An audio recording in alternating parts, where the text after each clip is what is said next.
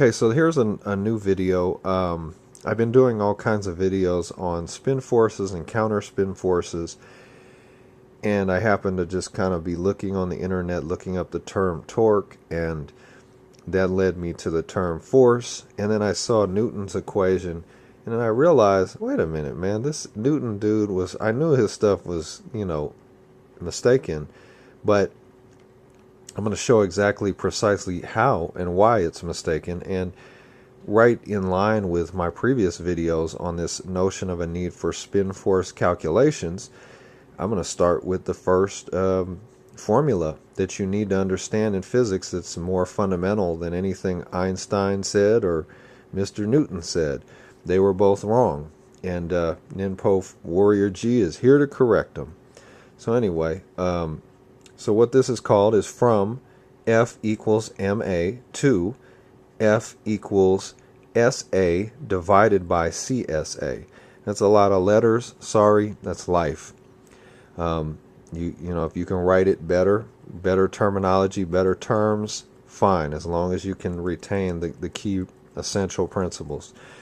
Okay, so Newton formulated this equation, formula, whatever, physics formula, that force equals mass times acceleration, or here it's all written out, force equals mass multiplied by acceleration. Now, this, on the surface of it, on the face of it, this seems like the correct formula to describe many things in nature, or maybe almost everything in nature, but in fact it's not correct. So here's the reformulation of it in the correct way by Ninpo Warrior G. Now, this may not be the final kind of iteration of this formula, but it's at least the first step in that direction. So what Ninpo Warrior G has to say on it, in Newton's formula, is that it's actually how reality really works is like this: force equals SA divided by CSA. Now, let's just spell this out. Force equals spin acceleration divided by counter spin acceleration.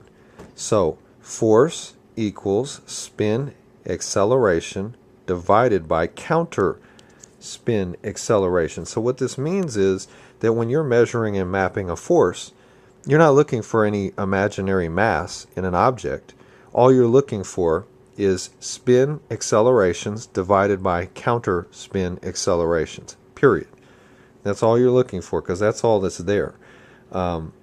Mass is just a concept, a useless concept probably, or maybe a useful one depending, but really I don't think it's an accurate concept. I think the only reason things seem to stay in place is because, and stay in form and shape, is because of spin forces and counter spin forces. So a force is basically a whole whatever spin accelerations that you have divided by whatever counter spin accelerations you have. And as I've shown in other videos, so what you have is something, just to kind of illustrate it so it's clear what I'm getting at. What you would have is you have, okay, over Newton's head right here, you have a spin going like this, right? So at the same time, whether it's within it like this or around it like this, depending on how this spin is actually going, you see what you're going to have is this part of it. Okay, so this whole thing is the force, right? This whole picture. And what you have here, this would be, I guess, your spin acceleration, or your SA. Okay? Don't mind my chicken scratch. And then this would be your CSA, or your counter spin acceleration. And I've spelled this stuff out in detail in other videos. Spin force, fractal, all the rest. So you see what you have here. However you define this spin right here, either way, let's just say that this is your spin acceleration, and then you have these other counter spin acceleration. So force is SA right here divided by CSA. Or, or you could put the little line right there. So force is SA divided by CSA. And that's it. And so I hope that's clear. So you have a spin acceleration, then you have counter spin acceleration, and force is the division of spin acceleration by counter spin acceleration. There you go. That's it, man. I'll write it another way to really get at this Newton dude. SA, CSA. There you go.